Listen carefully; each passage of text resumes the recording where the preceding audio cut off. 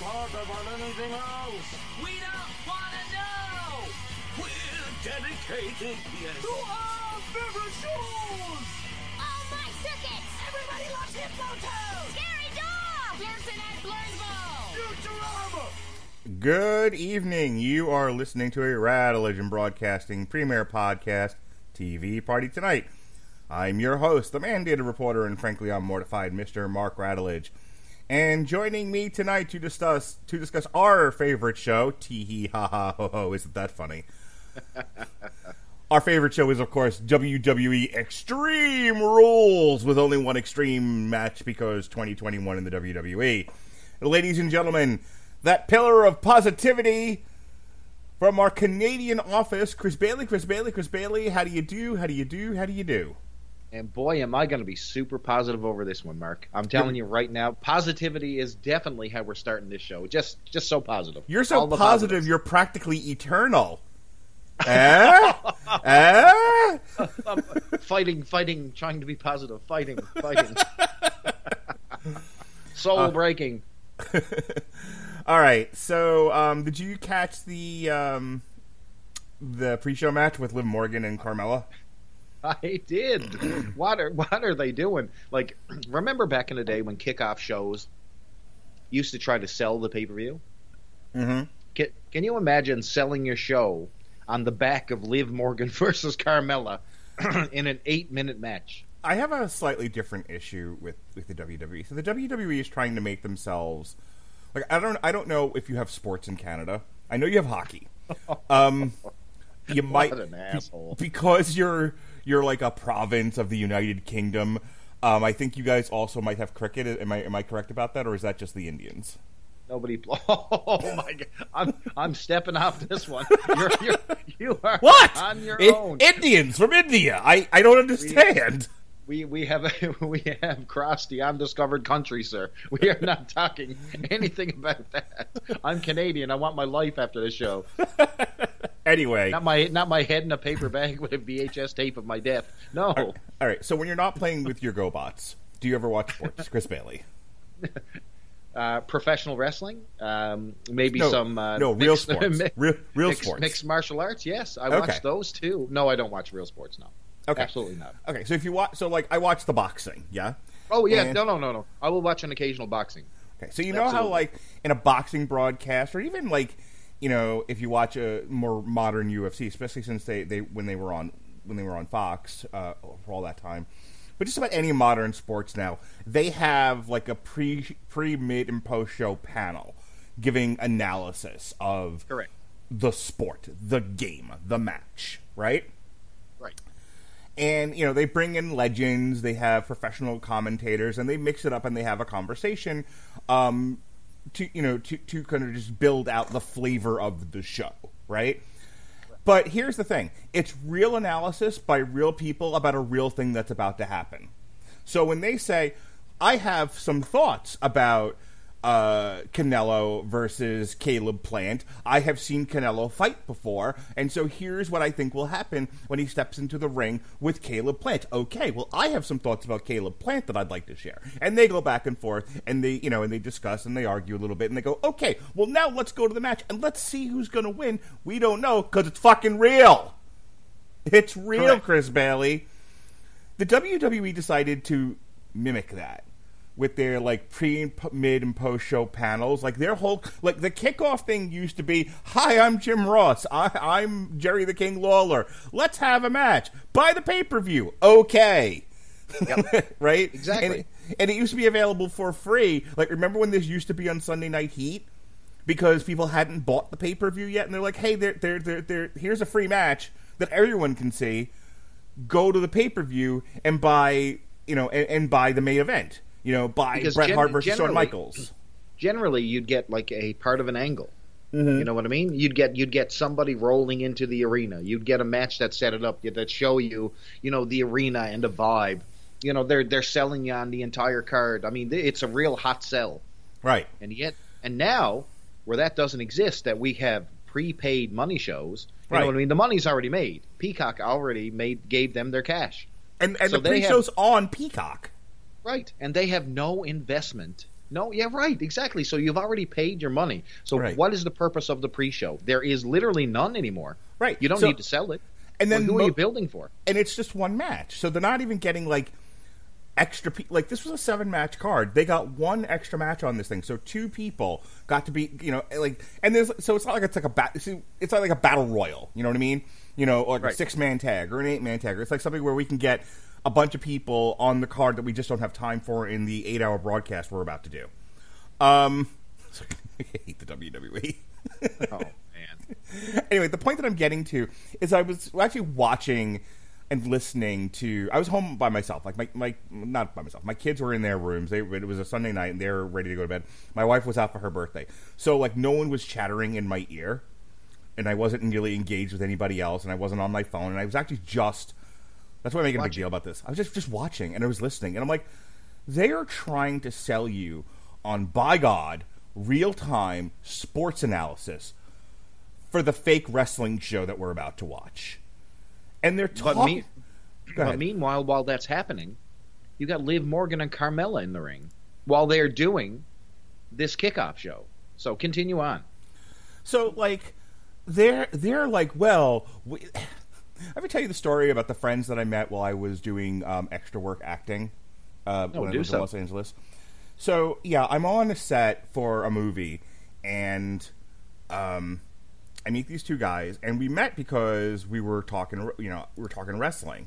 And it turns out we were all wrestling fans. And it was around the time of the infamous Halloween Havoc with Hogan and the Warrior and Goldberg and Diamond Dallas Page. Right. And so, after the shoot, I was like, hey, you guys want to come to my house and watch the pay-per-view? They're like, that would be great. And now I'm making friends in Los Angeles. This is wonderful.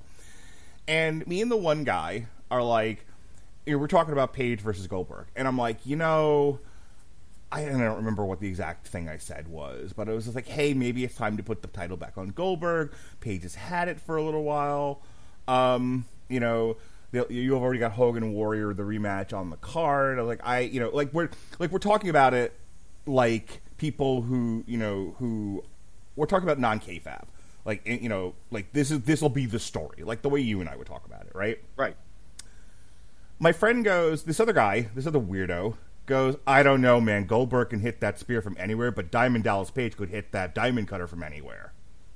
We're like, Marksville.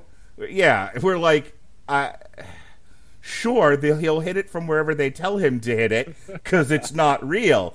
And we're talking a little bit more, and he goes back to he just keeps bringing up stuff like it's a real fight. We're like, okay, you're either insane or retarded. I'm not really sure which.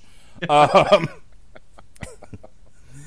that's all I could think about while watching this is like they are like leaning in, and then of course Booker T yells out "Shucky Ducky Quack Quack," and it's so funny because I think Booker T's going to snap one of these days. They'd be like, "It's not real," and like flip the table over. I get the opposite. So I work with about 150 to 160 people a day. So I get all walks of life. So you get the insane wrestling fan who's the book of knowledge, who knows his Ring of Honors, who knows his New Japan, can recite every title change. And then you get the Mark, who's generally interested. He thinks that professional wrestling is real, and Steve Austin is going to come and stun everybody. Every single pay-per-view, yeah, Steve Austin's going to come out. I know it. And you're like, oh my God, waiting 20 years for Steve Austin to come back, huh? And then you got the curious guy on the end of the couch who's listening intently on the pay-per-view, and the only thing he has to offer to the conversation is, "Boys, this is not real, right?" And you're like, what? Are you even in the world in 2021 where we having that discussion? I don't understand. Thank you for your brilliant insight, eh? Guys, this is not real, right? Oh my God, shut up. Just hand him his snowshoes and tell him to be on his way. I love it. All right, so my other issue, I just all I can talk about is this first match because the rest of this, meh. But this first match, it gave me a lot to think about while I was pining for my wife to come home from her birthday dinner by the door like a dog. I missed my wife and I was alone. Chris. Anyway, was she bringing you food, Mark Radulich? Is that why you were waiting at the door? No, there was food on the table. She had ordered me a steak from Beef O'Brady. She was good. She on left, her birthday. On her birthday, she made sure I was taken care of, and yet I was alone, Chris Bailey. Anyway, Melissa. People listen to this like, they ever going to talk about the match? Yes. So, didn't they try to do something with Liv Morgan a couple of months ago to try to differentiate her from the other 87 blondes in this company? And it lasted about a week, and now she's just random blonde who like Mandy Rose had the sense to dye her hair color so she doesn't look like every other woman on the roster anymore. Correct. But I feel like Liv Morgan is now just like create a wrestler blonde girl. You know what I mean? Like I don't know what she is, what she does, why anyone would like her, or what is the purpose of having her. Carmella at least still has the I'm the Queen of Staten Island stink on her. But so I kind of get, and she's been an obnoxious heel for a while now. That's like all she ever is an obnoxious heel. So at the very least, she's a good-looking babe, obnoxious heel. But I couldn't pick Liv Morgan out of a lineup if she punched one of my children. I don't get it.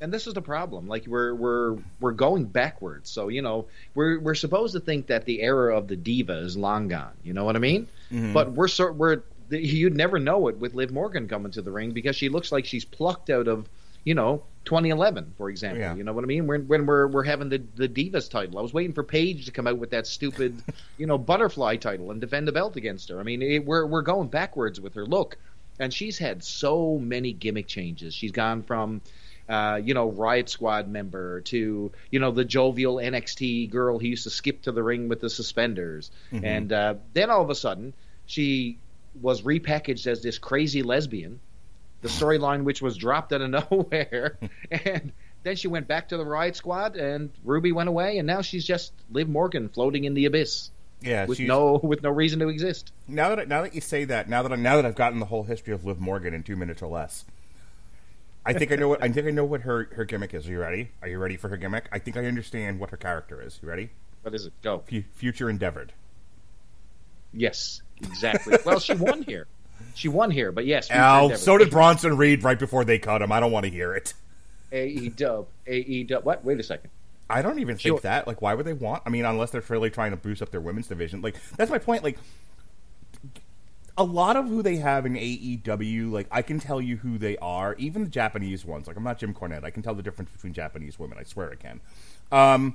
But they all have a different look. They all have a different gimmick. They may not all be great in the ring. None of these, with the exception of a very few, are like real good technicians. But they all have distinctive looks. Riho looks like a child bride. I get it. Then you have the other lady with the parachute genie pants. Then you have the girl who dresses up as what's his face from Queen, and then you have Mulan. Don't forget missing Mulan, who's missing in action, hasn't been seen since 2019. Right. And then you have the the alien, the bunny. Like I know the difference between all of these women. Right. If you throw Liv Morgan in there, like she doesn't stand out there. She doesn't stand out in the WWE. Like she looks like she might do better in like TNA. You know what I mean? Like they don't have a lot of tiny blondes in TNA right now. Do you want me to know why I can't? I didn't just randomly come up with AEW. So who did we see when Ruby Riott debuted on AEW? Who was in the backstage waiting for her? Who? Sarah Logan with baby in hand. Right? Wanted her friend to do well. If you're future endeavoring Liv Morgan, she's definitely going to go with her friends. I can guarantee you that. Riot Squad for life. Oh, you have to take her, of course. Well, listen, there's always spots on Dark, right? Hanging out with the Dark Order. I was going to say, you're not wrong. That now that I think about it, they have like 107 hours of television to fill. They could put her on Elevation or Dark or whatever other new thing that they're coming up with. So, plus, it might turn out that after dealing with Britt Baker and her goons, that Ruby Rose needs goons too. So you can reunite the Riot Squad. What'd you think of the match? All 8 minutes. of it? Just nothing. I mean, Carmella is like, this is divas. This is a divas match. You know what I mean? Like there's nothing of the women's revolution that you'll see in this match. This is old school hair pulling, axe kick, maybe a boot to the face. That's about as high as this thing gets. do nothing match. And, Liv Morgan gets a win here for reasons that I'm unaware of. My next complaint, I have a list, is when is Big E, who's your current champion, in one of these moves where, like, hey, we didn't think there was a floor, but we found it, and we continue to drill down into ever levels of lack of ratings. So let's make a switch here. We need one of those big Raw, like Mick Foley wins the title switches. So we'll take the title off of Bobby Lashley for no good reason, and we'll put it on Big E because nobody expects the Spanish Inquisition. Okay, got it. When are they going to define Big E as his own man and not the big guy in the New Day? Because currently he's the big guy in the New Day. Again. You want me to tell you when? When? I will tell you exactly when. Right after this brand split that's happening. Right after the draft. Because the reason why we have the New Day so close together all of a sudden again, because they had tried to separate them, okay? Mm-hmm. With the brand split. They tried everything in the world. One was on, you had the two guys on the other guys, Kofi and Xavier over on SmackDown. You had Big E over on Raw. You had, or vice versa, whatever. Mm-hmm. And anyway, all of a sudden they were put together. So they're shoehorned back together. We got the world champion. The New Day is out, indiscriminately. But I think where they're headed is a complete split here. So I think this will be the barbershop window situation here eventually. If they don't turn them heel, they're just going to separate them with a brand. So I think this is the technically right for the moment, the last hurrah, and that's why we got this particular thing. And if you watch Monday Night Raw, which you probably didn't, you got to see that Bobby Lashley was also reunited with a certain twosome. So the Hurt Business is back, baby. Oh, cool. It's back in business. They showed up to dispatch the New Day over on the Raw. So that was a wonderful moment. All right, I got a very angry text last night. What is it when you get it from the chat though? Is it still a text? Oh, it's just a message, like a. Right. I got an angry message last night in a bottle. Okay. From Sting. No, not that Sting. The other Sting. Oh God, I'm lost. Yeah. All right, so, I got an angry message from one of your favorite people, who shall remain nameless because it's not the point. And he was like, "I'm mad," and I said, "Why are you so mad?" And he said, "I'm so mad because." Do you know who's next Big E's feud is? That wasn't English. Do you know who Big E is feuding with next? Yeah. And I said, who? And he said Drew fucking McIntyre. And I was like, I don't know why you're mad about this, but I'll indulge. Go on. Ugh. Take me out by the side of the barn and shoot me. Okay. So anyway, so am I to believe it? Hang on one second. So explain this to me, Chris. If they reunited the Hurt Business and they still have Big E mixed up with Bobby Lashley, as they should, because they shouldn't just take the title off of him and then forget him, why is he transitioning to Drew McIntyre of all people? Because we're about to hit draft season. So the draft is going to dictate exactly what's going on here. So chances are you should see Mr. Lashley and possibly the new reunited Hurt Business headed over to SmackDown or vice versa. Maybe New Day or a fraction of the New Day or parts of the New Day are going to be splintered here. So, I think this, like I said, I think this is the reason why we're seeing the convergence of the New Day once again. Maybe for just a little bit of a last hurrah here. But I think we will finally get to see a definitive singles Big E. I hope so. Like I said, I think when... You know what this feels like to me? This feels like when Triple H won the title for the first time, but he still just felt like, Triple H post... It felt like that in-between time of Triple H in... DX 2.0, but not quite what he would become. There was that in-between time where Triple H was sort of ill-defined, and they put the title on him anyway because it was kind of time, but he still didn't have, it was kind of the same old thing. He was kind of stale. He was just the same old Triple H, but with a belt. And it wasn't really until him and Stephanie hooked up and became the Authority, the Stephanie McMahon Helmsley era, that there was a fresh coat of paint on his character. And that's kind of how Big E feels to me, Chris. It just feels like they just threw a belt on one of the guys in the New Day, and at this point it doesn't even really matter who. Like Big E, I need some new character. I need a twist on Big E that makes him interesting, because right now he's just the big power lifter in sneakers that gyrates his hips, which is the exact same guy he was in the New Day. You know what I mean, Chris? I do, but think about this. The reason why Big E has that belt is because of our friends across the pond in AEW. So if you talk about, they don't want to talk about reacting to, AEW's, little minimal steps forward in the ratings, okay? So AEW is finally starting to, show some key demographic moves and all this type of thing. And one of their strategies was to have Big E announce ahead of time that he was just going to absolutely cash in the Money in the Bank and hopefully draw some ratings and, maybe clean up that key demographic that they're starting to get trampled on by AEW.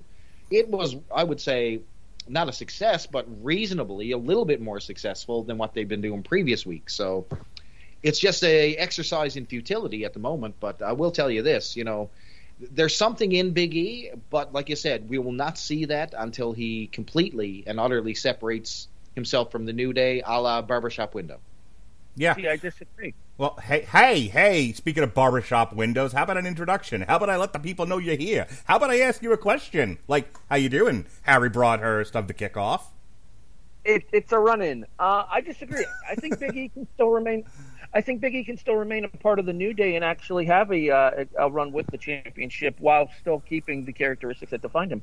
It worked well for Kofi Kingston. I mean, granted, Kofi's booking once he became champion wasn't exactly the greatest, but his run up to the championship in Kofi Mania was some of the best book stuff that WWE's done in the last couple of years. So I don't necessarily. I was going to say, Harry, did it really work with Kofi? I would disagree with that. I think it was a failure. I think the run up to the title worked with Kofi, and I think that Big E is in a much better position to be successful than Kofi is because Big E has a much better look that the WWE appreciates compared to Kofi's look. Okay, so boys, two things. One, you're both pretty. Okay, don't fight. You're both pretty.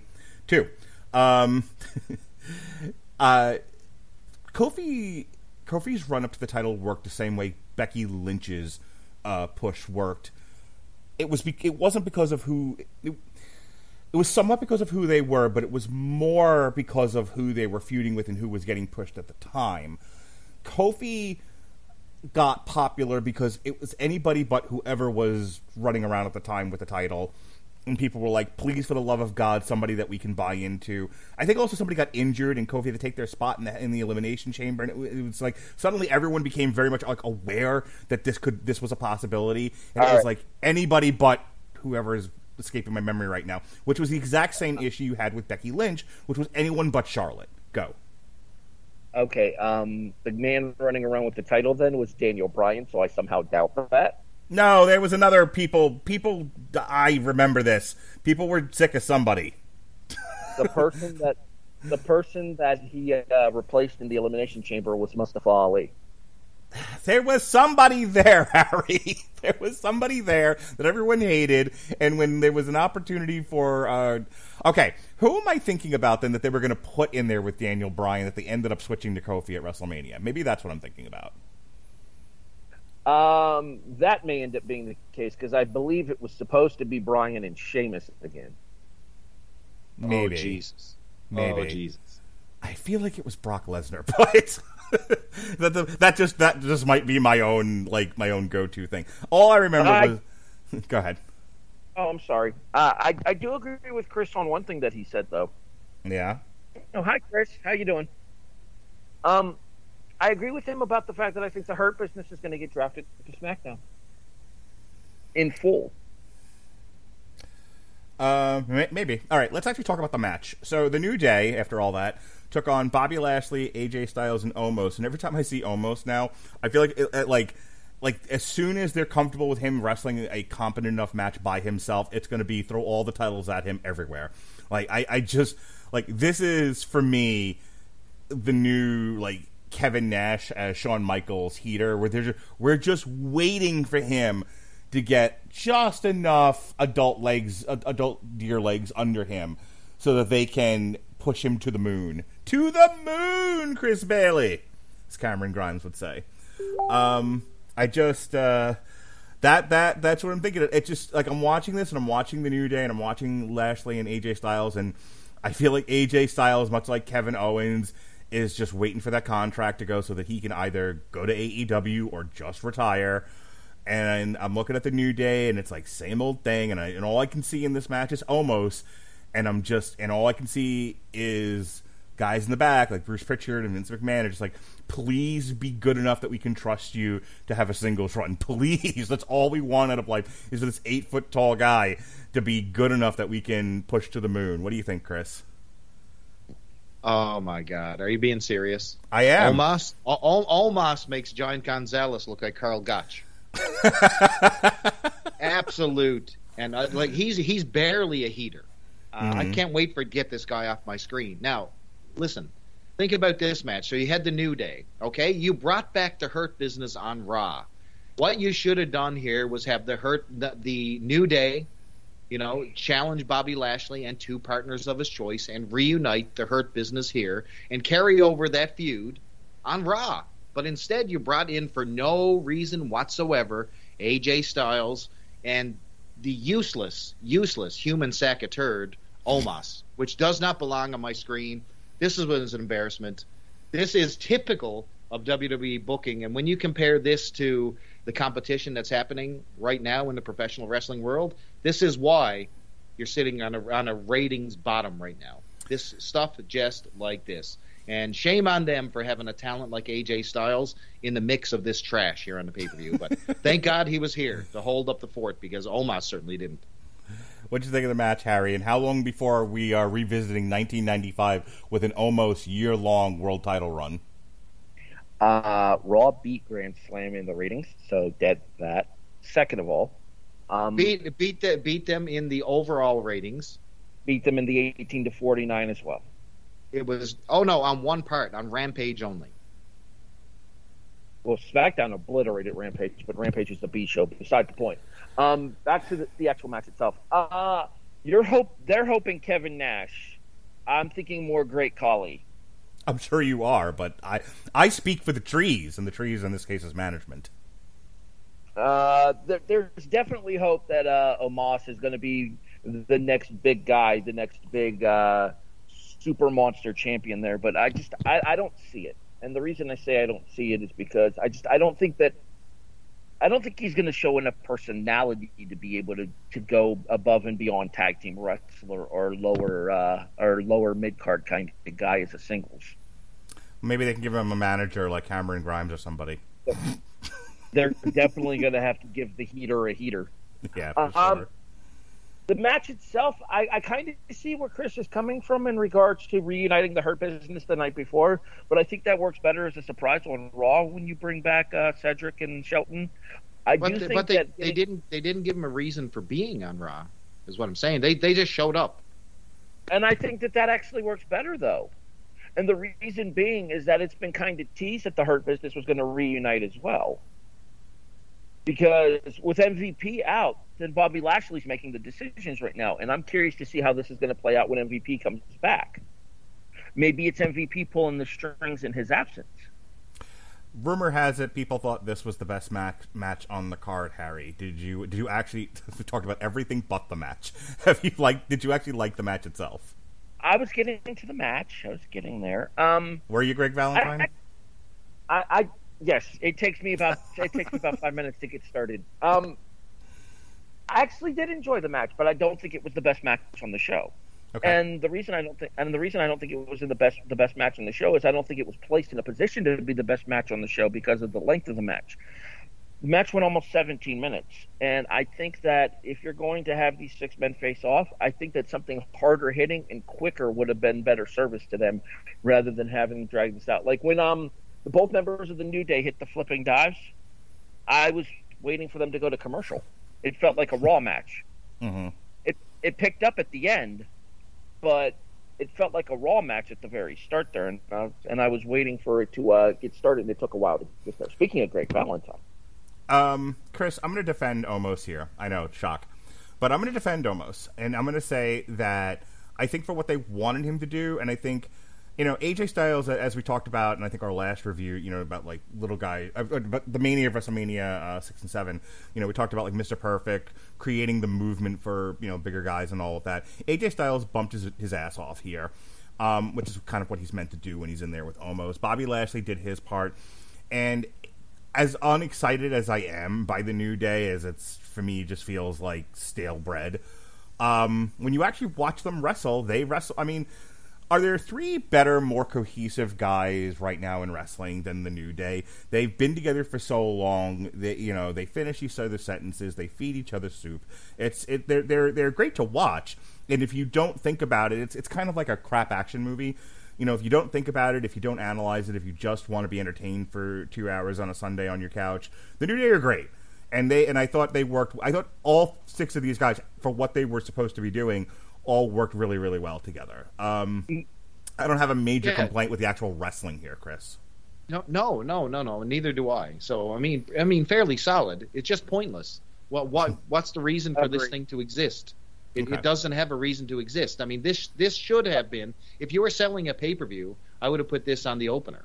And that would have been a hot damn opener. I would have, at least attempted to want to spend my money on a pay-per-view. But these are bot shows, so Liv Morgan and Carmella. And this jerks the curtain. See, I don't understand why.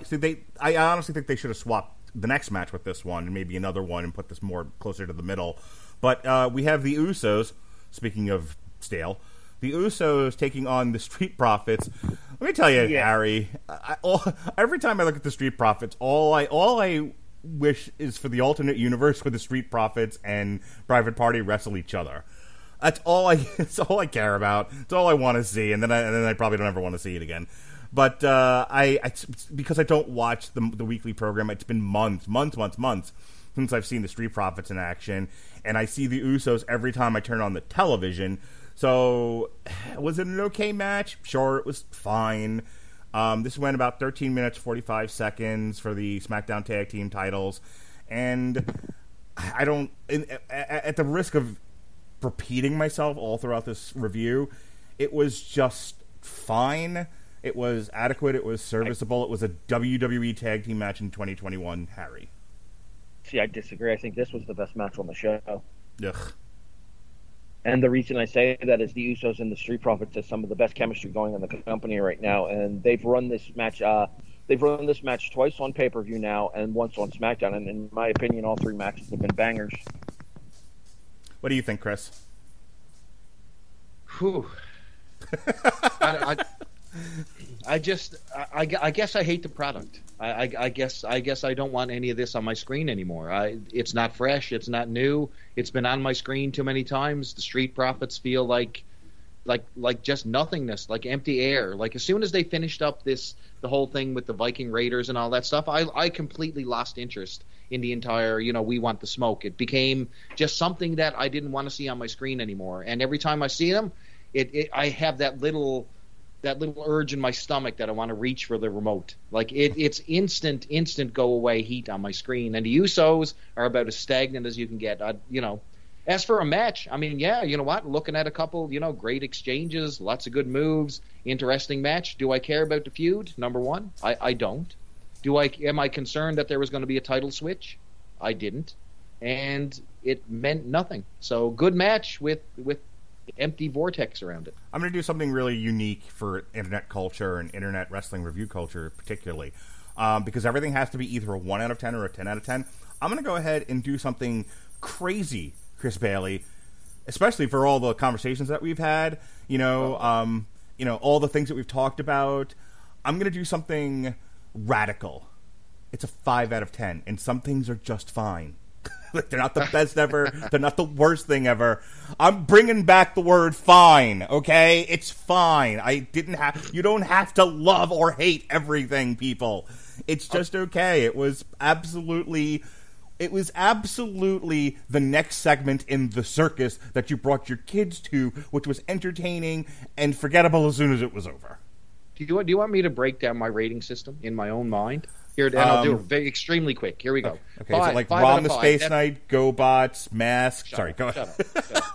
Listen to this. Listen to this. 5 out of 5 is when everything clicks. Storyline, interest level, crowd reaction, in-ring activity, characters, quality of match, the hype. When all that comes together, that's a perfect 5-star match. That's Daniel Bryan, Kenny Omega, opening up the last episode of Dynamite. That's exactly what that is. 5 stars, right on the money, when it's pure electricity and you're looking forward to it, and they deliver. If you don't have my interest right away, there's a point gone. Mm-hmm. If the crowd is not into it and the matches or the characters are there's no build up, there's no real justification of why I want to see this match, right away they're starting at a 3 possible. That's the highest they're going to go. And when you just deliver like a good match, you're at a 2 immediately. You know what I mean? So you've already knocked 2 points off yourself. So that's this show in a nutshell, to be quite honest with you. Until you get to the end, there's some stuff. There is some quality. I'm not going to bury the entire show, but this was not it. So Harry, let me ask you a question. You were the host of the Kickoff, yeah? Yes. So the Kickoff, for people that don't know, is Harry's sports show. It mostly focuses on football, but sometimes they get into some other stuff too. Do you have to write notes for your Kickoff show because and to keep track of all the information, or are you like me and you're just kind of winging it, or do you write the notes with all the information? We keep a Google Doc that we use to make sure we hit all the important points. And I bet you use Grammarly, don't you? As a matter of fact, we do. Yes. Grammarly's AI-powered products help people communicate more effectively. Grammarly helps you write mistake-free on Gmail, Facebook, Twitter, LinkedIn, and nearly everywhere else you write on the web. Grammarly corrects hundreds of grammar, punctuation, and spelling mistakes while also catching contextual errors, improving your vocabulary, and suggesting style improvements. To download Grammarly today, go to getgrammarly.com/W2Mnetwork. Again, that's getgrammarly.com/W2Mnetwork to download Grammarly for free. Be like Harry. Everyone should be like Harry and get on that Grammarly. And then you, too, can have your own podcast. Right, Harry? I don't know if everyone should have a podcast, but sure. Stay with me, son. All right, I think this... This next match I really, really liked. It was probably... I don't know if it was the best match. I know it was my personal favorite match. I think... I want to say this was the zenith of the show for me. Because it was kind of after this is where I started losing interest. Also, shortly after this, I think my wife came home, and it was late. It was dark out. There were wolves after me. Either way, this was at the point where I had the show had the most of my attention. I had the most positive feelings, and after this is where things kind of go downhill for me personally. This is Charlotte Flair, everyone's favorite, versus Alexa Bliss, everyone's other favorite.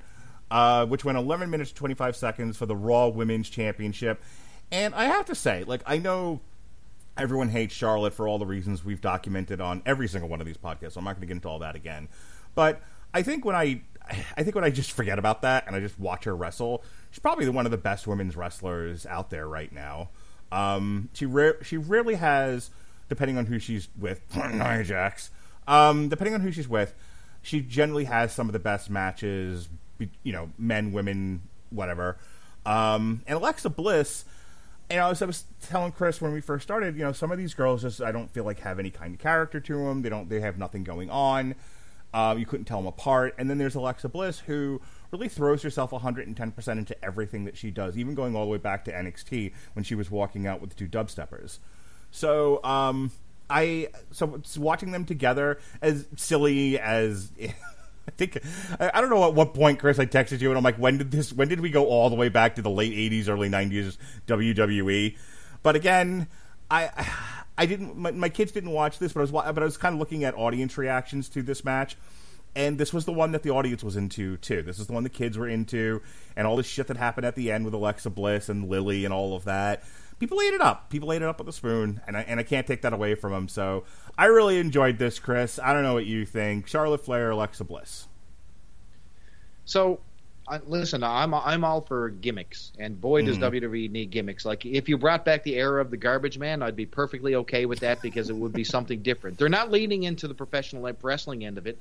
end at the side of the pool. So why not go crazy wacky on the gimmicks, which is what you're basically seeing right now over on NXT 2.0. I mean, you're bringing back basically the Steiner brothers. You're bringing back old gimmicks. You're bringing back almost like a female DX. You got all kinds of different things happening over there. And over on the main show, it's just the same people stacked on top of each other until you get to Alexa Bliss, who's got this, sort of fiend gimmick going on here, where she's, a demonic version of Harley Quinn who carries a possessed doll. Now, if you're being consistent, then, what happened to her superpowers? Why couldn't she magically, put Charlotte? I'm serious. I'm being serious now. If you're listening to the narrative that WWE has given us, you'd understand that Alexa Bliss has mind control powers. Where did that go? Did that go away? Did we have a storyline reason for that to go away? No, we didn't. What happened to The Fiend? He disappeared at WrestleMania, never seen him before, and Alexa Bliss took over The Fiend's powers. Instead, here we have Alexa Bliss, who seems like she's just a girl carrying around a crazy doll that was torn apart to no disruption at all. So, how come the lights are not going out? Why is the arena not shaking? How come shit is not falling from the rafters on top of Charlotte and crushing her dead? Where's the gimmick gone is what I'm asking you here. And you know what? The match is perfectly fine. So I'm going to tell you, listen, I was into the near falls at the end. I was perfectly okay with what was happening in the ring. But what happened to the narrative? Where did we go with this storyline? Is it over? Is this the end of Crazy Alexa? Or what's happening? Someone tell me, because I don't know. I enjoyed this for what it was. I wanted a little bit of more supernatural and build on this, craziness that's going on with Alexa, but we didn't get it, and she just lost. Weird.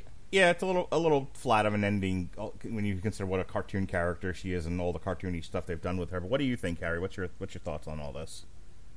I think this is the end of the Bray Wyatt infused Alexa Bliss gimmick. I think they're going to repackage her back into the goddess. Gosh, I hope. But where did we step off it though, Harry? Was there a point that I missed somewhere along the way where they just, or was the death of the doll basically the end of the gimmick? That's what I'm thinking. I'm thinking that the death of the doll is what breaks Alexa's almost psychotic break into this character. Okay, fair enough. I think they shouldn't go backwards. I don't think she needs to be the goddess. I think they need to come up with something else for her. I've watched a little bit of Seth Rollins on Steve Austin's podcast, and he talked about how his match at Hell in a Cell is what launched the Monday Night Messiah. So something along that track, Harry. I need to watch that Rollins Austin Broken Skull. I heard it was really good.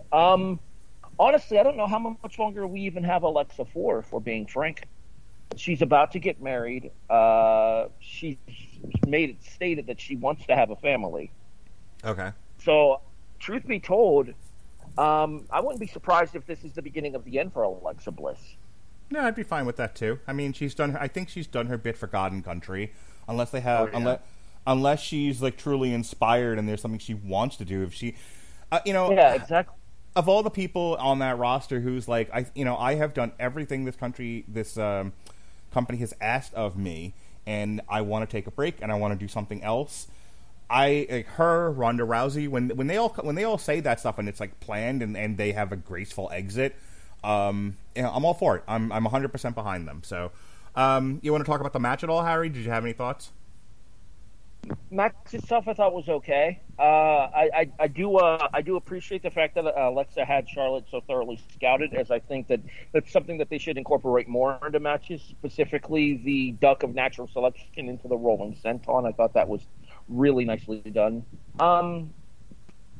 That whole hometown curse thing kind of sits funny with me, just because it's such a WWE trope. Mm-hmm. Look at Bianca getting laid out by Becky and Knoxville on SmackDown a couple of weeks ago, and then here with Alexa getting pinned in Columbus. Yeah, Jim Cornette brings that up a lot. That you go on as a legend, you get shit on. You go on TV in your hometown, you get shit on. It's like, why does anyone want to work for this company?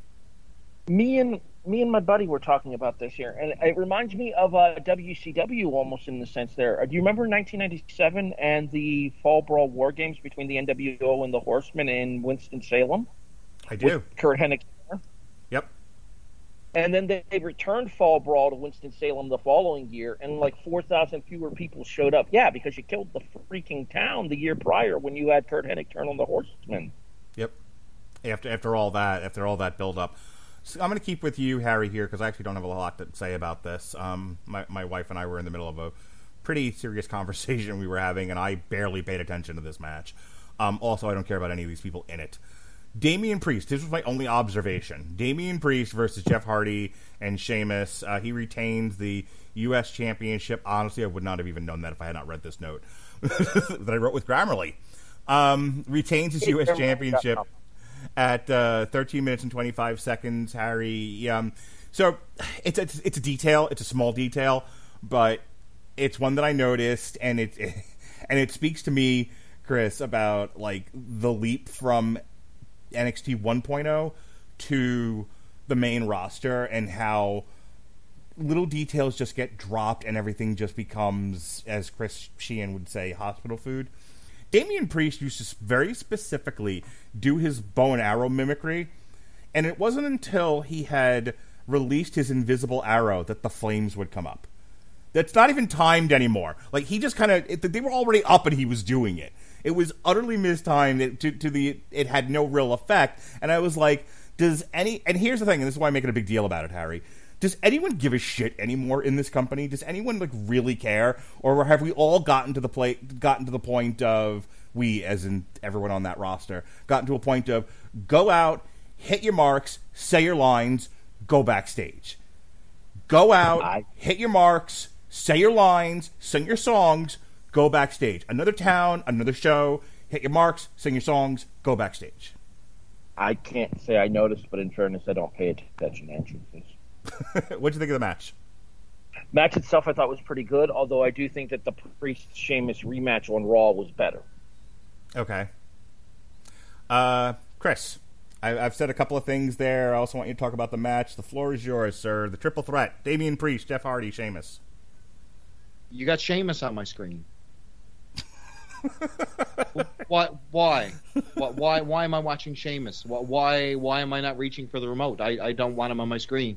You got Jeff Hardy, who is languishing, like with no direction, just sort of there in this mix, in this triple threat for no real reason. Like this doesn't really stand to exist. You got to win over Sheamus on Raw to propel him into this match to, give legitimacy. Now, he's been on the skids, like a losing streak pretty well. Well, not a losing streak. He's doing the Tito Santana, pick up a couple wins on the house show loop, maybe a win here, win there. But other than that, he's being crushed. You know what I mean? Mm-hmm. And now he's in this triple threat match. So you got Damian Priest, who listen, he's earning his keep. This guy has... By God, he's dragged around rappers. He's done all the stupid Miz shows. He's been squirted with, water pistols. You name it. They've done it all with this guy. And since he's come to the main roster, I think that they've tried their best to give him a push, trying to, as the people-friendly, almost rockish style character. And I think it's somewhat worked, but you sandbag him when you put him in a wrestling ring with Sheamus. Now, Sheamus is probably doing some of his best work. If I'm being fair, if I'm being honest about Sheamus, he's doing some of his best work. I mean, he's really, really super stiff. This is what you get in a Sheamus match. A solid effort, a very strong style, you know what I mean? Like, he's really putting in the effort. It's not Sheamus's fault. It's just they haven't painted him as an interesting character enough for me. It's still same old Sheamus, Mr. Albino that I don't want on my screen. But it's not because of his effort. You know what I mean? I guess what I'm trying to say is the reason this match didn't connect with me is none of these guys' fault. Because I think you got three talents here. I think they had a serviceable match, and the Damian Priest saga continues. I mean, it was okay. There's nothing real terrible to say about this match other than my genuine apathy towards seeing these guys on my screen. Do the details only matter to me, Chris? Am I the only one who really feels like it's when everyone puts in that little extra effort and the details matter that the product becomes special again? Because otherwise, it's just meh. It's matches. I think that's right on the money. We got a collection of matches here, and the only story that we have going in is that Wrestler A attacked Wrestler B on Raw, Wrestler B attacked Wrestler C on Raw, and now Wrestler A, B, and C are wrestling. Right. Like what else is there? There's more story to be told. Like why to care? And it's just missing in a lot of these chapters here, I think. Also, Harry, you have all the inside dirt. You've got your Matt Drudge hat on. Boy, is that a reference! I've been watching American Crime Story lately about the Bill Clinton impeachment. So you got your Matt Drudge hat on. You talked to all the wrestling people. You know, your hat that says press, by the way. You got your ear to the ground. Why do the Extreme Rules pay-per-view and only have one match that has an Extreme Rules thing? What happened to this whole thing being just like a turducken full of gimmicks? What happened to you, Harry? You know what I was watching? I was helping my buddy get ready for a toy show yesterday, price figures and stuff. And Okay. we were watching Extreme Rules while we were doing so. And I looked at him and I said, "What is the point of these gimmick pay-per-views now? Like, you defeat the purpose of the gimmick matches by having to go, oh, well, it's October, so I guess that means a Hell in a Cell match, or it's December, I guess that means a TLC match. Why still have Right these on gimmick the money. pay-per-views? Perfect.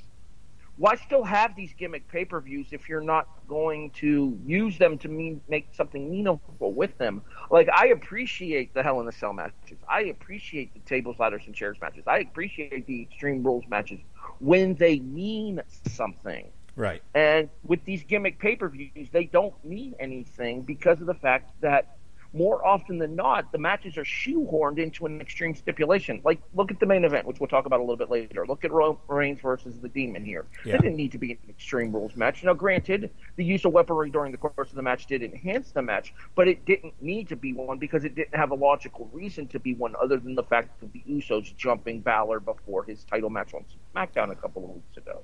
I miss the period between when In Your Houses all had taglines and Taglines are different than gimmick pay-per-views, though. Because well, no. tagline... What I was trying to get to was, like, so In Your House, Beware of Dog, right? Is Yes. a really great example. And it was Beware of Dog because fucking British Bulldog was in the main event. That was the whole point of it. Good Friends, Better Enemies. It was the breakup, between Shawn Michaels and Diesel, that sort of thing. What I'm saying is, like, I miss. And then they just dropped the In Your House thing, and and they started doing like Judgment Day and what do you call it? In Your Driveway and Cross Bounds and No Mercy. Great Balls of Fire. Yeah, like why couldn't this just have been Great Balls of Fire or Fully Loaded? We haven't done a Fully Loaded in how long? How long, Harry? How long has it been since we've been fully loaded together? 2000. Like, don't we need to be fully loaded, Chris? Not with you guys. I need to get fully loaded. Why couldn't this pay-per-view, Harry? Answer me! Answer me! Why couldn't this pay-per-view be fully loaded? That might explain the conversation that he had during this match with his wife. Oh, well done. Well done. Touche. So yeah, this stupid to call it Extreme Rule, and it's just like, again, this is an example of like this company is trapped in its own mechanical thinking. Yeah. Anyway, keeping with you. Go ahead. Real quick to end that right there. Yeah, I think the days of the gimmick pay-per-views need to go by the wayside. I think we need to go back to having the specifically branded pay-per-view names that everybody knows. Like, for us growing up as wrestling fans, if it was September, you knew it was time for Unforgiven. If it was June, you knew it was time for King of the Ring. Like, each month had its own specific pay-per-view that you associated with that month. Up until 2000, like we talked about, it was Fully Loaded for 3 years. And then in 2001, it became Invasion for obvious reasons, but that's a whole different podcast. Right. No, I centered on Fully Loaded because I wanted to make a bunch of drinking jokes. I suspected as much. The point being, though, is that those pay-per-views had name recognition because you knew what the pay-per-view that month was because you knew, based on the schedule, how things were falling. You had that order of operations that you could go to that you would know that, okay, so September's Unforgiven, September's Unforgiven, October's No Mercy, November's Survivor Series, and then December's whatever. Armageddon. Or it was named after whatever wrestler had the title at the time. So It's Time for Vader, although he wasn't in the main event. Or Rock Bottom was one year. D-Generation X was the one in 1997. Right. What was 95 that they also named after Bret Hart? the second one. Wasn't it called the Great White North? I'll look it up. Anyway, so moving on. Harry, Calgary Stampede? Is that what you're talking about? No, that was the summer. But oh my God, when was the last time we had a Calgary Stampede? Which was the fucking first one, which everyone says like the greatest pay per view ever. Hey, I was behind. I got home at 8:00, and so I had to rewind and watch the kickoff show and everything. So I was about a half an hour behind on everything, and then suddenly Peacock just skipped forward, and I missed how Becky Lynch Bianca Belair ended. So Harry Broadhurst, Becky Lynch, Bianca Belair. Tell me about the last 5 minutes of this match while I look up something much more interesting. Disqualification finish with the return of Sasha Banks. And she actually attacks both women, which I seem to think is going to either set up a triple threat or is going to set up Sasha one-on-one against one of them before the other one gets sent to Raw in the draft. Okay. Match itself was good. Becky showed a little bit of ring rust, but that's to be expected. This is her first real match in probably about a calendar year, maybe a little bit more than a calendar year. So ring rust was to be expected from Becky. Bianca more than held her own against Becky in terms of value. I think that the heel character that Becky is portraying right now hurts her because of the fact that people don't want to boo Becky Lynch. I feel like there's a drum you're beating here. By the way, it was called Seasons Beatings. The one I was thinking of. Yeah, Great White North was the following year, I think. It was in '96 at some point. Back to my thing about the Belair and Lynch match, though. I think this match would work better if the roles were reversed. I think the match would work better if Bianca is a cocky heel and Becky is that fiery babyface. Unfortunately, they seem to think that people are going to be willing to cheer Becky or to boo Becky, and the WWE audience is having none of it. The only place that she's been booed in the entire build-up to this match was in Knoxville, Tennessee, and the only reason that happened is because that's Bianca's hometown. Mm-hmm. What do you think of this match, Chris? Fine match. Now, if you're a history buff and have been watching the wrestling, like we three have been, you'd understand that this Sasha Banks return has been done no less than 4 separate times. Exactly how it played out here. Okay, she keeps injuring herself 87 times. So I'm like, are we honestly doing this again for the 4th time? This has happened over and over and over and over again. And I think when you think about new faces on your screen and why things like AEW and NXT 2.0 exist, this is why. Because it's worn out. It's worn out leather, as Lady Gaga would say. That's what WWE is right now. You got people that are on our screen that have been on our screen too long, and it's time to rotate some folks out. It's time to freshen up the deck, gentlemen, and get excited again for Raw and SmackDown. Well, Let's put a new coat of paint on these 2 damn shows. For God's sake, put a new coat of paint. Give me Braun Breaker, for Jesus' sake. God damn it, you stepped on my joke. I was going to say, who's been on NXT for 2 whole minutes that we can pull up to the main roster?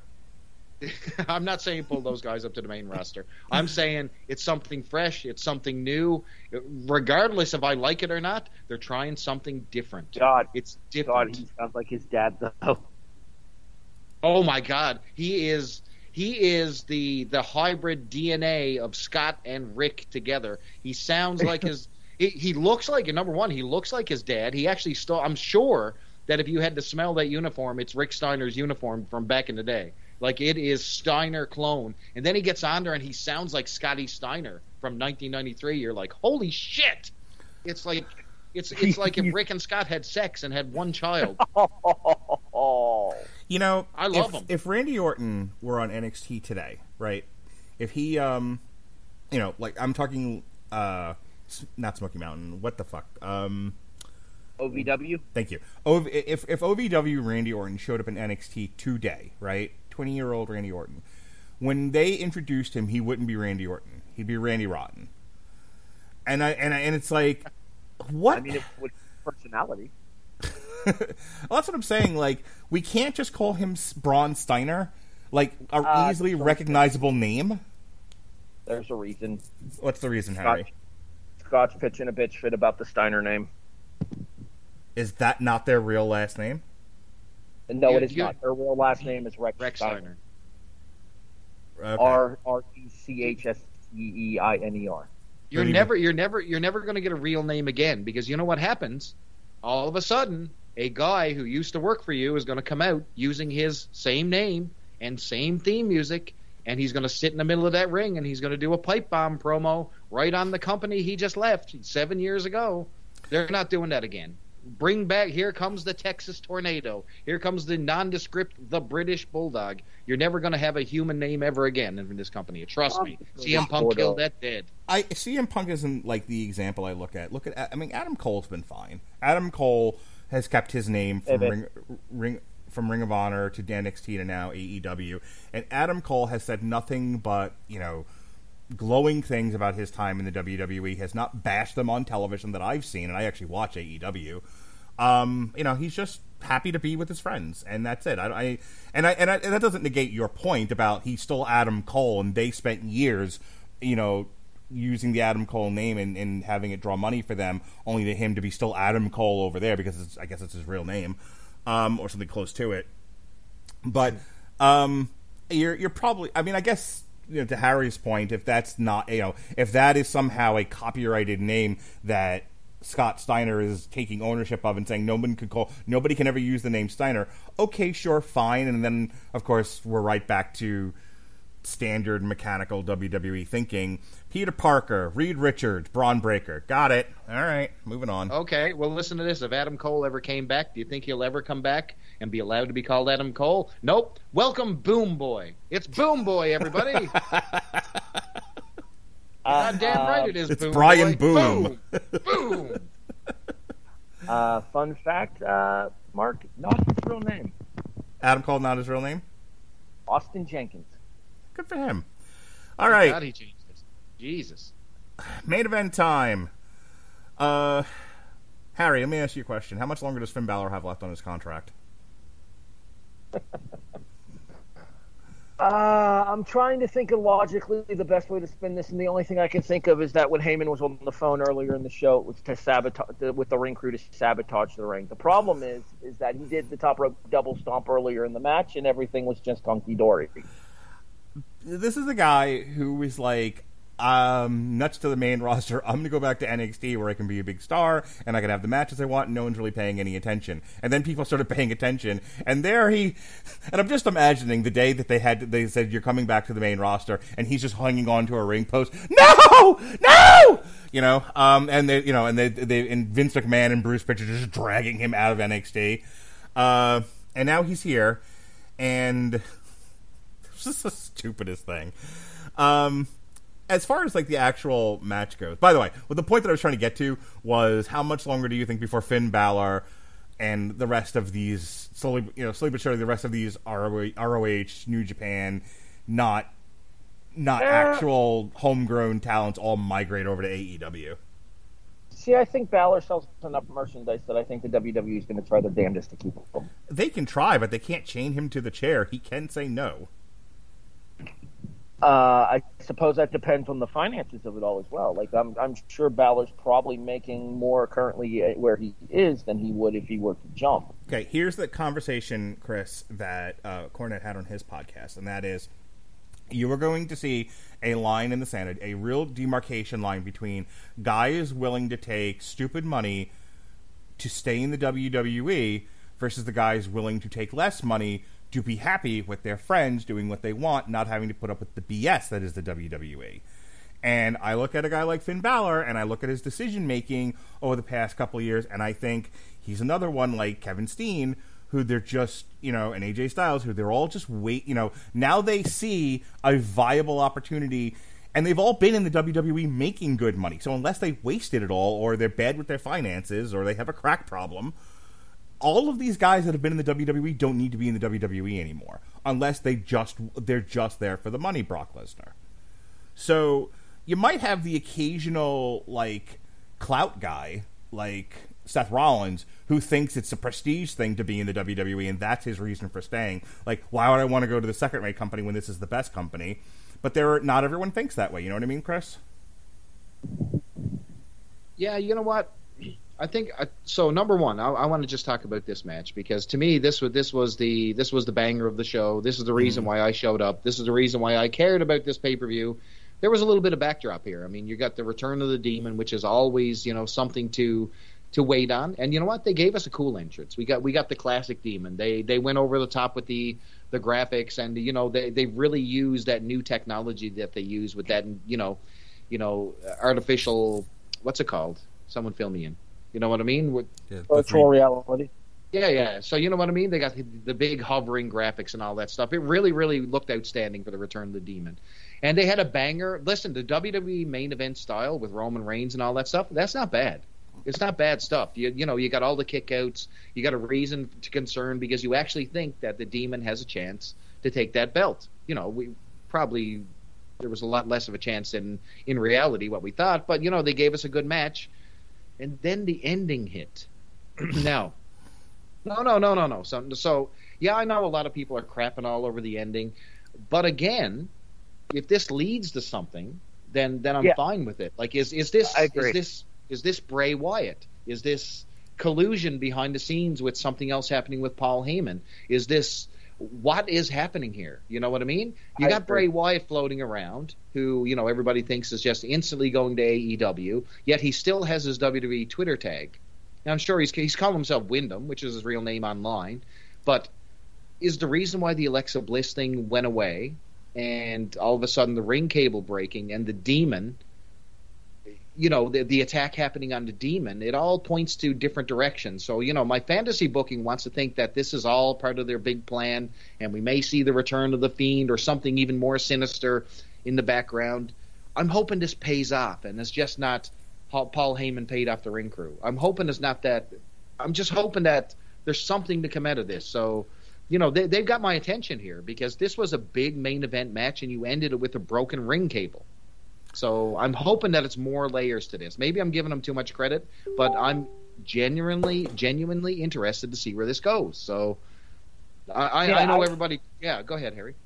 I know. I was going to say I agree with you, Chris. I do think that and I did see a lot of people shitting on this finish online too, and it sounded like Mark was one of those people shitting on this finish. This is going to be one of those kind of wait and see how it plays out on Friday thing for me. And if we get a logical explanation that furthers the storyline in addition to giving us something that we can sink our teeth into going forward, then I will be perfectly okay with this because it was new, because it was different, because it was a creative finish. Again, I was watching with a buddy of mine while we were working on the toy show, and he said they should have done an injury finish there. And I think that while I understand where he's coming from, while I understand where he's coming from, I think that finish probably would have been hated more than actually giving a pinfall finish there, where Balor struggles to his feet and then turns into the spear. I kind of like the idea of Balor having the fighting spirit to want to carry on, and a weakened Balor turning into the spear for the finish, rather than going to a no contest injury finish off of it. Similar to how when the ring broke off of the superplex originally from Lesnar and Big Show. So I remember the really great payoff we got to GTV. And I remember so many other great payoffs and cohesive storytelling and really just mind-bending... The white limo, Mark. Yeah, mind-bending storytelling in the WWE over the last at least 10 to 20 years. You guys are right. They have... really beyond anything I've ever seen in Hollywood, the WWE has this great ability to maintain stories and have them all reach logical conclusions. Yeah, I'm excited. Your facetiousness aside. What a dick. That's right. I'm busting out the $10 words on this podcast now. Did you think I was being sarcastic? Oh, okay. Sorry. I get where you're coming from in terms of the track record here, but I'm an optimist. Hope springs eternal. And okay, I think hang on. Don't throw that. Don't throw that in my face. I'm an optimist. You're talking to like Polly Positive and Peter Positive here. However, how many more times do you get kicked in the balls before? How many times you get kicked in the balls before you turn around and go, maybe I don't want to be kicked in the balls anymore. I'm not trying to be negative. I just don't want to be kicked in the balls anymore. Go ahead. Okay. The point that I'm raising here is if it were any other angle on the show, then I might see where you're coming from here. Who's been the best book person in the WWE over the course of the last 5 years? Brock Lesnar. Okay, who has been the second best book person in the WWE over the course of the last 5 years? 'Cause I can't argue that. Roman Reigns. So, and especially with Paul Heyman by his side, I would argue if there's anyone that can, to use a Pritchardism, turn chicken salad or chicken shit into chicken salad, it's going to be Roman Reigns and Paul Heyman. And I'm willing to give them the benefit of the doubt until we see how things play out on SmackDown. Okay. Look, I'm not going to beat this to death and be like, no, it's all bad, everything's bad, it's all bad all the time. This might actually reach a satisfying conclusion. As I say to Bailey on many occasions, how about we just wait and see? So I'm not necessarily jumping up and trampling this. I am reacting to what actually happened and the information I have sitting here doing this review. And right now, my initial reaction was it looked stupid. So you're comparing it to Brock Lesnar and Big Show breaking the ring with the suplex, and there's been let's go even further. Bam Bam Bigelow and Taz going through the ring. Those looked cool. Those legit look cool. This looked like, help me, Chris, please. This looked like the Rockers and the Hart Foundation. Is that where the rope broke? Yes, that's what this looked like. Yep. That's what this looked like. And that didn't look cool. That looked like the ring broke and there was an accident and they just had to stumble and bumblefuck their way through it. And I understand that that's not really what happened here, that this, but then, can't we get a close-up shot of Paul Heyman, pulling a pin out of the rope or something and going, tee-hee, anything? What's to say that won't happen on SmackDown? I got into an argument. I'm going to make this really, really quick, so let me get through it, but I'm going to do it in 50 words or less. I got into an argument with a bunch of people over the comic book House of M, because I'm reading it, and I'm just reading the trade paperback, the 8-issue story of House of M, and one of the comments, and it's a nice story and everything, but what I wish we had spent more time in the universe that Scarlet Witch had created. There wasn't enough time spent there before all the heroes were undoing everything. And all the nerds trampled me and beat me and tied me to a tree, and they whipped me, and they said, you have to read the 87 other crossovers in order to get that. And I went, no. I tell your story in the story you're telling. Don't tell me I have to go do homework elsewhere to go find the information I'm looking for. Tell your story in the story. I get what you're saying. But the story's not over yet. What happened? There's a whole other chapter that has to be written here. Okay, all I'm saying is there needed to be something in that moment, right? They made it too...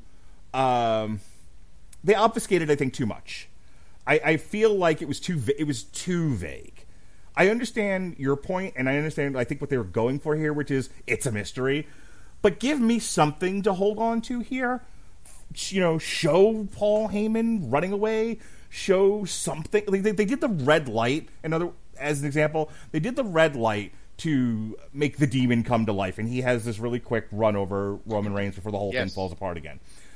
So, they can't say the red light was the demon. That doesn't make any sense. The red light was the Fiend. So many supernatural characters on the show. They can't say that the red light was the Fiend because they just said it was the demon.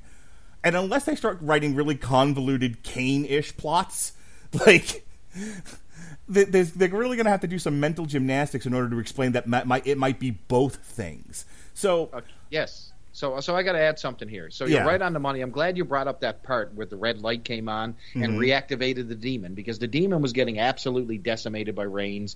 All of a sudden, the red light flashes. The demon reactivates. He reanimates. He's back to normal. You know what I mean? He's back right to his feet, instantly dishing out punishment. So now we've added a piece to his character where this can happen. So now that's part of demon lore all of a sudden. He has the ability to basically reanimate out of nowhere when that red light flashes. So this is going to be remembered, and I'm putting that on my little checklist of things that, the demon does, similar to Alexa Bliss's character, doing her mind control, doing her bleeding from the forehead, doing all the different things that we were supposed to do. So moving forward, I want consistency in my writing, and especially with this ending, I want to know that there's a payoff coming, not just to be discarded and a doll torn up in the middle of the ring, and all of a sudden we're left with, what happened to her mind control powers? Why couldn't she break the cable when Charlotte was on top? I mean, this seems like something that Alexa Bliss should have done in the Charlotte match. Charlotte's on the top rope, ready to finish her. Nope, clink!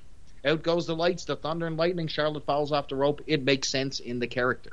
And it could have worked with the Demon character, too, if it went the opposite way. But I don't know, man. I don't know. There's something... I'm not holding my breath for a payoff like you, Mark, I guess. I'm not holding my breath either. But I guess what I'm saying is, Harry, just to kind of finish off this point, they can do that ending, but then you got to put something in there for people to hold on to, because right now it just looks like there was an accident. Like, it just looked like the rope just randomly broke, and it was a fuck up. I agree. And I'm laughing at this. This doesn't Where's feel the after like credits? We needed the after credit scene. Yeah, this doesn't feel like Brock Lesnar, Big Show, whose manpower, whose just manliness broke that ring, or the other time this happened with Brock where the whole ring exploded, or any time that's happened. They've actually made it look really good in the past. This feels like, there was just an accident and like shit happens and the goof fell and then they just tried to cover. Yeah. This is scripted entertainment. We can actually see the Joker behind the curtain going, Batman. Yeah. You know what I mean? We can have that little scene that ties the bow on why this happened. And we didn't get it, so it looks like it fell on its face. But, I just need a little bit extra. Yeah, I will reserve judgment on this fully until we see how the fallout happens from SmackDown. Fair enough. I can understand why people were upset by it, because it is kind of a bit of a haphazard way to go off the air for a pay-per-view to have the finish to your pay-per-view. But again, for people that are saying that they want more stories, that they want more long-term storytelling, this is an opportunity to provide it, and yet you're shitting on it before it even gets an opportunity to be told. Yeah, and I get your sort of visceral reaction to that criticism. I think where Chris and I are more in the middle, saying, hey, we like where you're going, probably could have executed it better. See, again, it doesn't have to be 10 out of 10 execution. I don't think WWE is in a position for patience. I don't think people... No, I'm serious. I don't think people have patience for WWE to pay something off. They're going to need something that's hammering them over their head, like a conclusion or an instant continuous thread to a story. I don't think people are going to wait and go, oh, maybe this is something. No.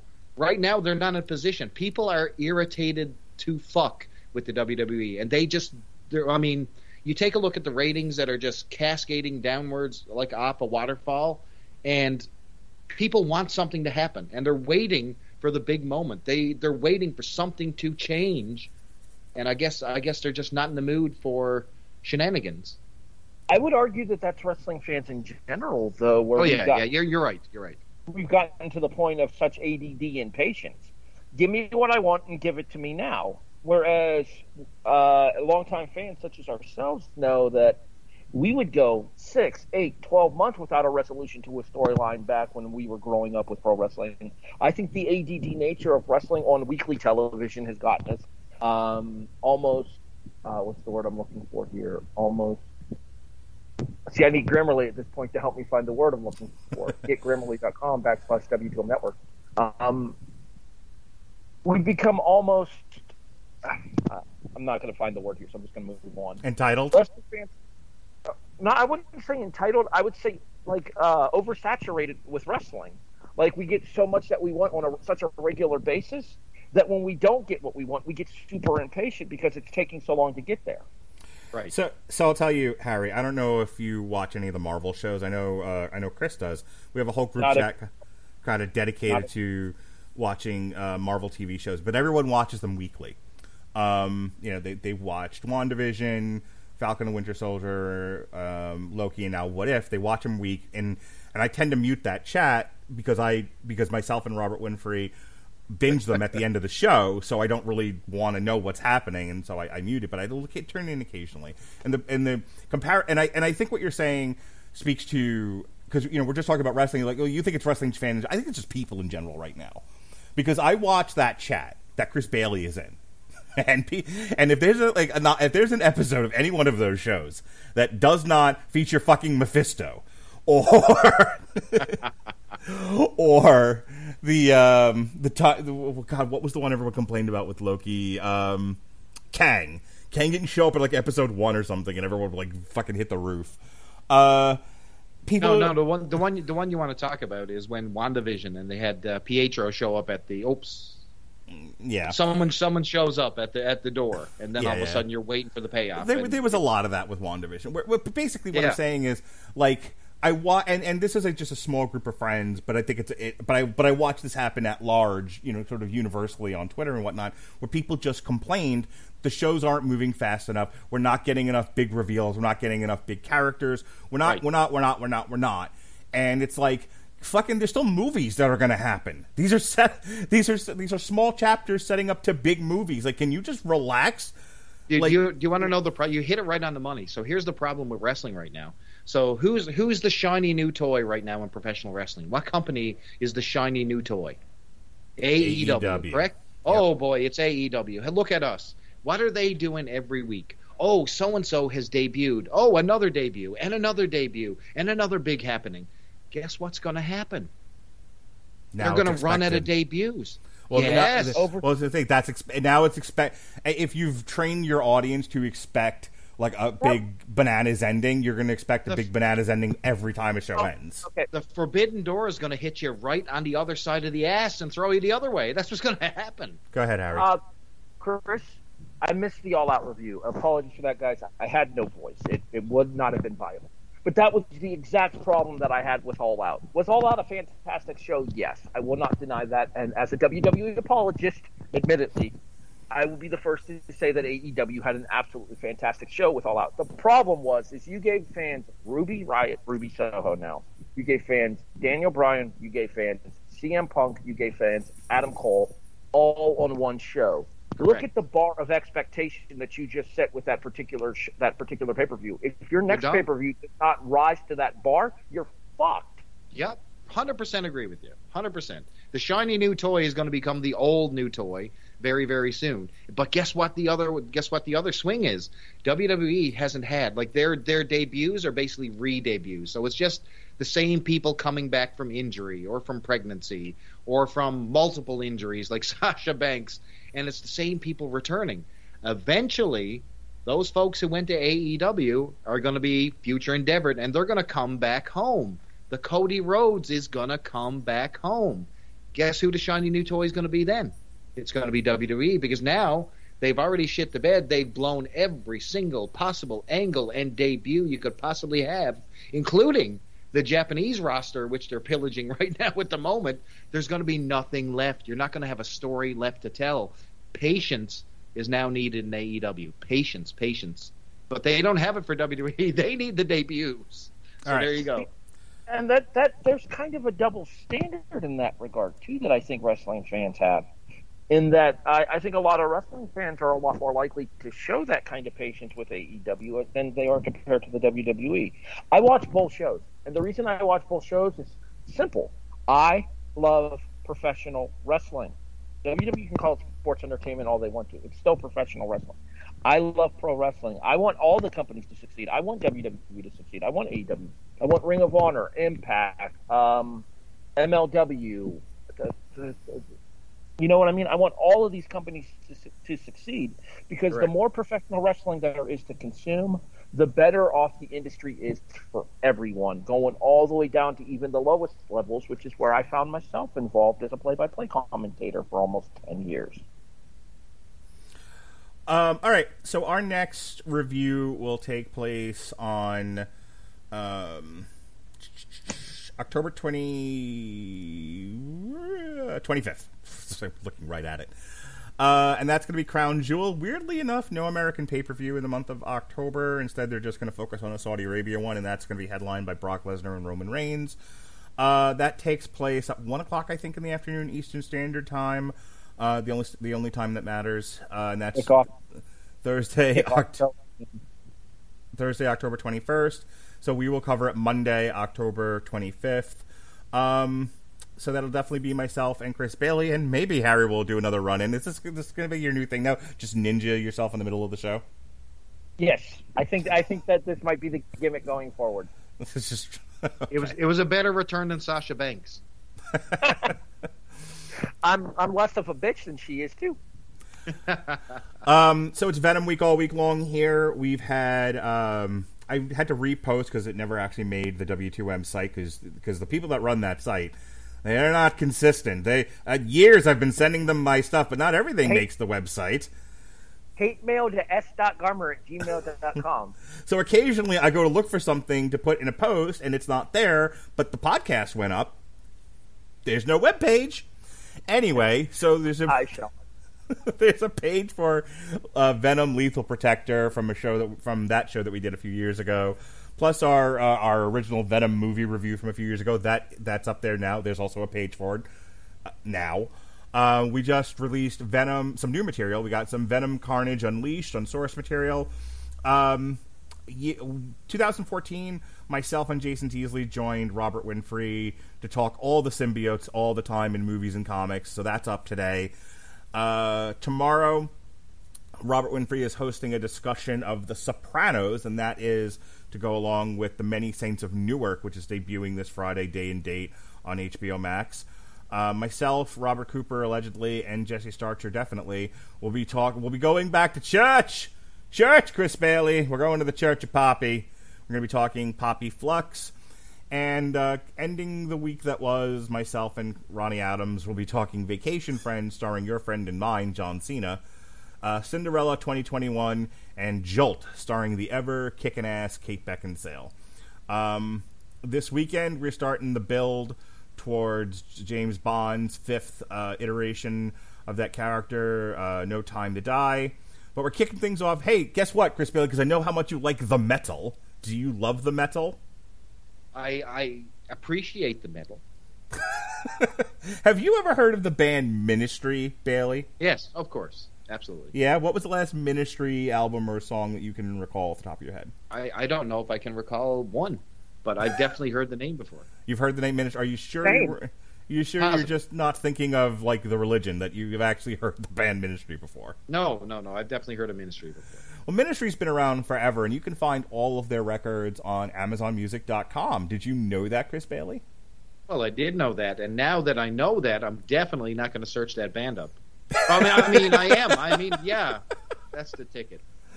We, using the Amazon Amazon streaming apparatus there, Amazon Music Unlimited, myself and Robert Cooper back in the day, we not only reviewed Ministry America Can't, and we also reviewed Ministry from Beer to Eternity. So we're going to re-air our review of Ministry from Beer to Eternity this Friday. And do you want to know why, Chris Bailey? Is it because of such great songs as Just One Fix, Jesus Built My Hot Rod, and Stigmatic, Mark? It is, but also Ministry is releasing a new album that you can download, that if you use our service, Amazon Music, our free 30-day giveaway, rather, for the Amazon Music service, Amazon Music Unlimited, you, on October 1st, Chris Bailey, do you understand what I'm trying to tell you? You can stream the new Ministry album, Moral Hygiene. Okay? It'll be... Sounds like a family affair right there. It is. Ministry is releasing their newest album, Moral Hygiene. So in honor of that, we are re-releasing our From Beer to Eternity review. And you can also check out our review of Ministry Americant with 3 Ks. Huh? Do you get it, Chris Bailey? Americant, 3 Ks. Get it? Do you understand? Do you get it? You daft sod, you. So, well, it's not me. It's Uncle Al. So get AmazonMusic.com/W2M Network. Again, that's get AmazonMusic.com/W2M Network to download, to take advantage of our free 30-day trial of the Amazon Music Unlimited service. And then you can be like Chris Bailey and go all the way back to the beginning of the Ministry catalog. You can get With Sympathy. You can get A Mind is a Terrible Thing to Taste. The Land of Rape and Honey. I know you would like that one, Chris Bailey, with the old stigmata on it. The Land of Rape and Honey. You can. So I actually have my Amazon Music app open. And the last thing that I listened to was Veruca Salt, American Thighs album. Nice. There you go. With Sida. That's good shit. So now that I've gotten that out of the way, we're also, like I said, dropping a whole bunch of James Bond content next week. We've got 2 Everyone Loves the Bad Guys of all the James Bond villains, parts 1 and 2. We've got an old Long Road to Ruin of the first 3 Daniel Craig Bonds, and then we've got a review from back in the day of Spectre, the 4th Daniel Craig James Bond movie. Plus, we'll have reviews of The Many Saints of Newark, Venom, Let There Be Carnage, etc., etc., etc. Speaking of etc., Harry Broadhurst, I hear you do a bunch of shit when you're awake and taking on the world and fighting goblins and whatnot. Yeah, but that awake thing is the tricky sumbitch of it all. The wrestling podcast is currently on hiatus. That would be The Reaction with Tony Acero, 411 Mania. We hope to return sometime around Survivor Series is the current plan. Here on the WWE Network, it is The Kickoff. Myself, Eric Watkins, and Kennedy Eddings host as we discuss everything related to the worlds of college and professional football. That's The Kickoff. That's usually every Wednesday. Gets posted Thursday, late Wednesday night, early Thursday morning, depending on when we wrap and when Eric gets around to being able to do so. And then, should we give him the deep tease here, Mark, or do you want to wait until we have something more a little bit firm in mind for our conversation? Let's wait until we have an actual, plan. All right. Just don't say we'll go back to the 90s, the mid-90s. Sure. All right, folks. Here on the Radulich and Broadcasting Network. Real quick, before I go, can I make a quick dedication? You can do anything you want about Harry Broadhurst. This is America. All right. Not sure if you guys saw or not. You remember Tajiri's group with the cruiserweights back in 2003? Yes, sir. Rest in peace, Ryan Sakota. Oh, yes, rest in peace. Hey, tell him, I hear you're going to hell, Chris Bailey. Well, I'm glad you asked, Mark Radulich. It's Superblog Team Up returns for October 27th for Superblog Team Up Goes to Hell. So, if you belong in hell, if you are Hellboy, if you're a Ghost Rider or any of his buddies, chances are we could be talking about you. And all the blogs and some of the podcasts from around the blogosphere get together for one event. Hit up Twitter on October 27th. Key in the old hashtag Superblog Team Up or hashtag SBTU and join in all the fun. That's Superblog Team Up, October 27th. And while you're not listening to some go to hell stuff, you can actually bore yourself to hell. I mean, not bore yourself. You'll actually enjoy yourself listening to the other podcast, all discussing ElfQuest, which is our ElfQuest epic podcast called Questerdays. What a sell job of his own podcast. Hey, I know it's not the coolest thing in the world. It's only for the niche audience, the ElfQuest fans who are cool enough to read great fantasy. So Questerdays, search it up on the Chris and Reggie Network. That might be the first time I've seen somebody hatchet job their own podcast. That's not a hatchet job. You don't listen to enough Robert Winfrey. Speaking of hatcheting his own podcast, go ahead, Chris. That's it for me. All right, folks. Thanks for listening to our review of WWE Extreme Rules. We'll be back for Crown Jewel. For Harry Broadhurst, for Chris Bailey, I'm Mark Radulich. Be well, be safe, and behave.